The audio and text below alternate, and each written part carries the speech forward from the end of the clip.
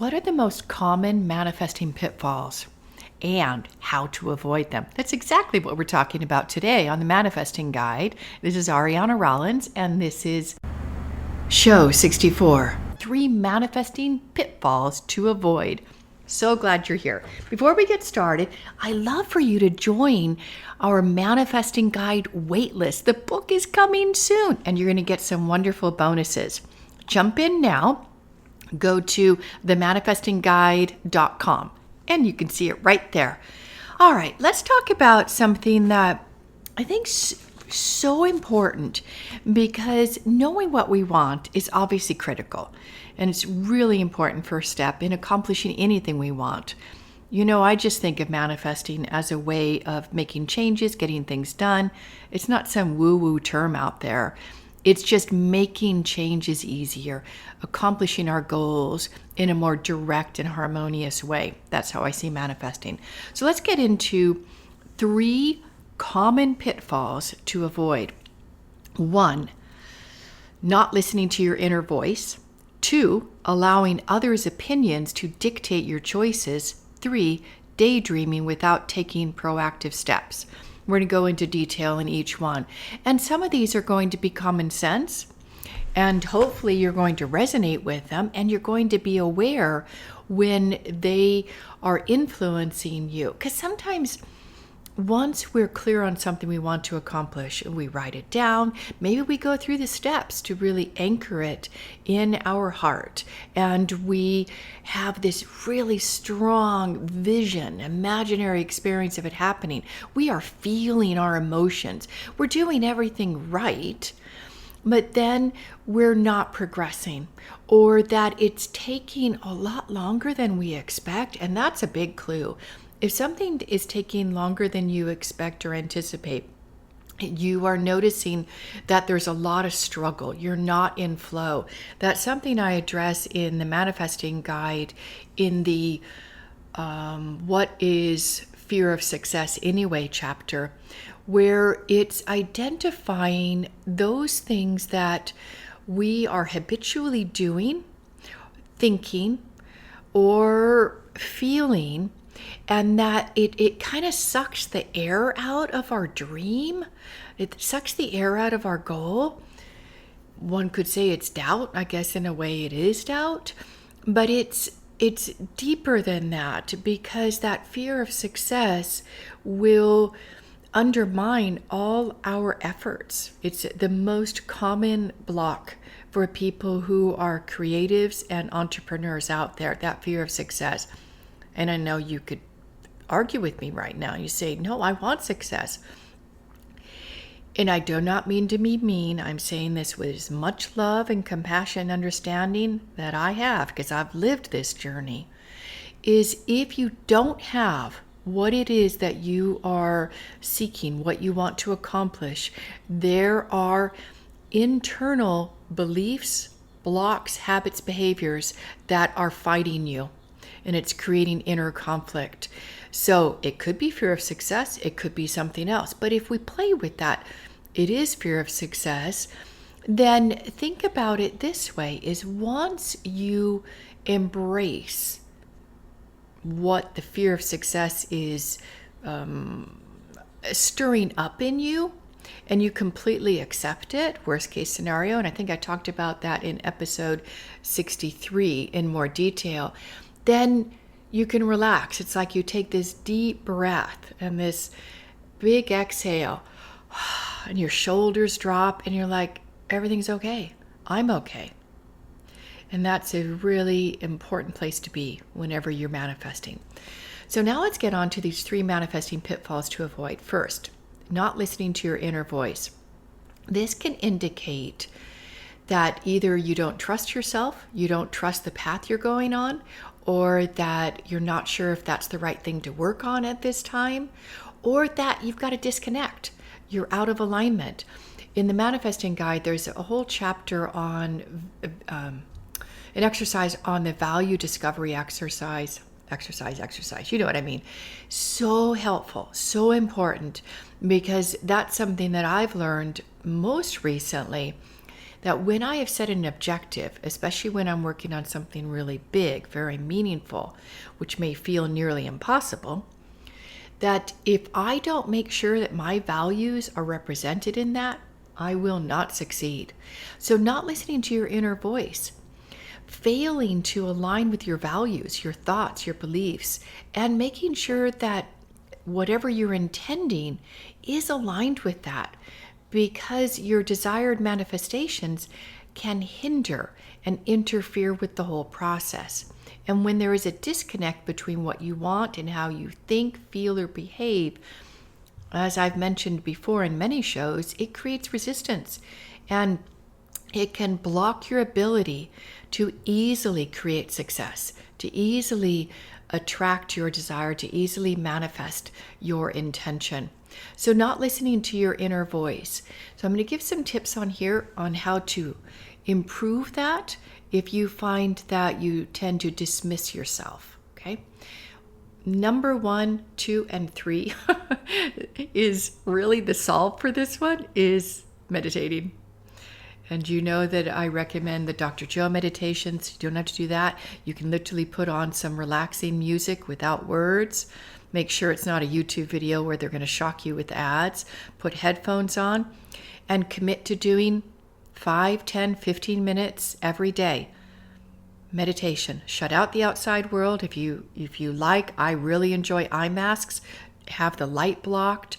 Sit in a favorite place in your home where that starts to become your sacred space, your manifesting space, your meditation space. It's where the you of you connect with, and you relax and you embrace you and start to attract ideas and things. And when we get on to number 3, manifesting pitfall, this will become even more important.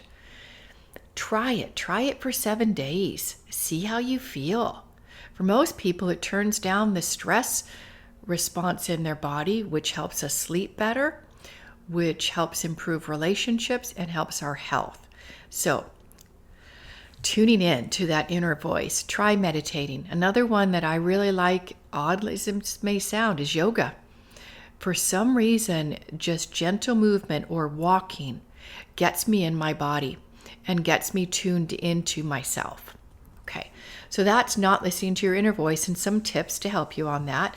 Number 2, manifesting pitfall to avoid is allowing others' opinions to dictate your choices. Now, this can be pretty tricky if you are in relationship, you're married, or you have children, because obviously your choices can impact other people. So what do? Well, this is really something I've struggled with. I will be completely honest. I ran my home with a democratic nature. Even when my son was 3 years old, I'd ask him when we were looking for a place to live, "What do you think, honey? Do you like it? Do you like it?" And of course, if he gives me an answer, I'm going to take it into consideration. Allowing others' opinions to dictate our choices is a big one for empaths, big one for people who are highly sensitive. Let's talk a little bit more about why this can really be a pitfall. Is if you talk out what you're working on, it can allow the doubt and negativity of other people to come in, and it can start to dominate your mindset and sabotage your efforts. So if you're speaking about something that you want to work on, accomplish, or manifest, and a loved one thinks to themselves, "Gosh, you've tried to shed weight for like 5 years. How many diets have you tried? How many cookbooks have you bought? How many things have you forced me to let go of because it's putting weight on for you?" They're going to get into that, and they're going to think, I think, honey, you look great at the weight you're at right now. And they can undermine or cause you to doubt that intermittent fasting would be helpful. So don't share your objective until the content of it until you've accomplished it. Don't allow other people's opinions to dictate your choices, because doubt and negativity will sabotage your efforts. The doubt and negativity from others coming from a loving place In the highest potential program, I devote a full module on this one, and this is energetic self-mastery, energetic shielding, because we are so open to influence, and especially if we're trying to accomplish something that's important that we've not been successful at before. So also those thoughts can start to bring up our own blockers, and we create more obstacles because we're wondering, is that person right? I'm in the middle of another transparency, in the middle of looking to make sure that the book title is really aligned for me. And what have I done? I've asked experts their views. So now I've got like 20 different possible new book titles, and that can create confusion. So allowing others' opinions to dictate our choices, and if we're not listening to our inner voice, we're in this morass of confusion. So those are two manifesting pitfalls to avoid. So what I do, I'm going to give you some tips, is 1, don't share it with someone. 2, make sure I'm really aligned with my true self. I'm listening to my inner voice. And 3, sleep on it. Allow a few days to really allow yourself to become emotionally clear. Is that the right path to take? So not allowing other people's opinions to dictate your choices means you've got to be rock solid in your path, your choice, and don't share it before you have manifested it.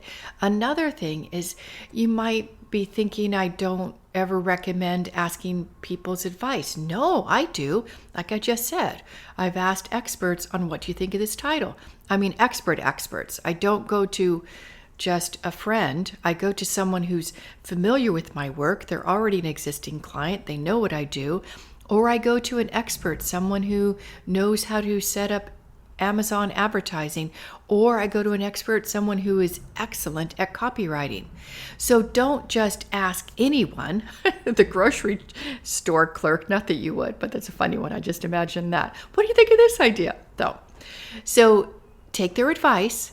Don't act on it though. Wait a few days until you get emotional clarity.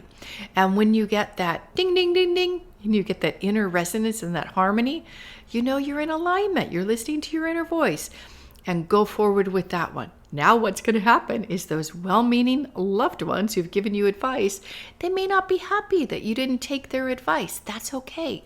Thank them. Thank them for their love and care and their ideas. And you do not have to defend your path. So, allowing others' opinions to dictate our choices is not a wise manifesting success pattern at all. But by all means, ask for advice, but don't allow them to dictate your choices unless their advice also aligns with your inner voice, your true self. Okay, let's get on to the third manifesting pitfall to avoid: daydreaming without taking proactive action. Oh my goodness, is this important? And if anybody knows me, you know I can get on a rant about the book, The Secret, the movie, The Secret, and all the people who promoted that, because it was very much pushed down people's throats that you can sit on the sofa, envision it, and it will come. And there's a great expression, I think it's an African saying, pray and move your feet. Pray and move your feet. And that's why everything I do is about action. It is about making changes. It's about being in inspired action to be able to create what you want. So daydreaming without taking proactive action. So inaction or passively waiting, simply wishing or hoping for something to manifest without taking those proactive steps or action, can lead to disappointment and failure. And the more that we set it and forget it, the more failure we're going to have. Manifestation requires a combination of intention, visualization, and active effort to bring us into alignment, to equate ourselves with our desire. So we have to become the person who can manifest that. Become the person who is open, ready, and eager for a loving marriage. Become the person who is a successful author. Become the person who is a loving, firm parent. Become the person who is slim and fit. How do we become that person? Well, it's through visualization and taking proactive steps. So one of the things that I love to do is I do my daily success journal nearly every morning. And I'm setting my intention, my rudder for the day, and celebrating my successes from the prior day. And the more specific I can make my intentions for the day and less big and global, the more certain I will do it. For example, I remember when I was doing the Marie Kondo Spark Joy, clearing things out. Instead of me say clear the clutter from my entire home, I could say, okay, I'm going to clear my workout wear, my workout clothing. And that would be pretty certain. I'd be pretty certain I could do that. So when you're manifesting, the more you can see, I'm not really an avid fan of planning everything step by step, but I do say if you see what a good proactive positive step could be, do that for the day. And then the next day, do another one, and you will build up positive momentum. And that's super helpful because you're starting your day with a track record of, ooh, I did what I said I was going to do yesterday. Oh, that feels good. Oh, there's nothing like that, right? Having a productive day. So daydreaming without taking proactive action is really look at what can you take, what are some little steps that you can take to put that stake in the sand, to say I'm committed, and not just focusing on a vision. Because in my experience working with people all these many years, nearly 2 decades, and me, teaching myself and guiding myself, there's nothing like repeated failure to suck the joy out of your life. Ugh, it feels so good to have success. So if you're working on something and you want to manifest something, what's a small action you can take today? And I highly recommend doing it before you go to sleep tonight. Even if it is making the appointment, sending the email, setting a reminder for you to get up at 6 o'clock and having Alexa wake you up, your reminder on your alarm wake you up, maybe even on your phone. So you've got 3. And by the time you've set off all 3, you're out of bed now and you're going to move forward on going to the gym. So make it easy for you. Make it easy for your success. Because I love it when I hear someone tells me, in fact, just this last Saturday on our Highest Potential program, our group coaching, there were 2 big wins. People had said, I've been thinking about this idea for over 3 years and I just did it. And I have scheduled it and I'm having my in-person group event this afternoon. That feels so good. And somebody else who had a big project I won't share with what they're working on, but that they are fleshing it out. They're taking action because there's something about there's an energy that attracts us when we are in inspired action. Maybe you felt that before. And that energy comes from outside of us. And that, my friends, is when we know we are on track to manifest our intentions. Hope you enjoyed the podcast today. And I would love it if you would give us a review wherever you listen to the podcast, The Manifesting Guide. Remember, when you confirm yourself and you stop looking for others to recognize you, it frees you to be yourself. So much love.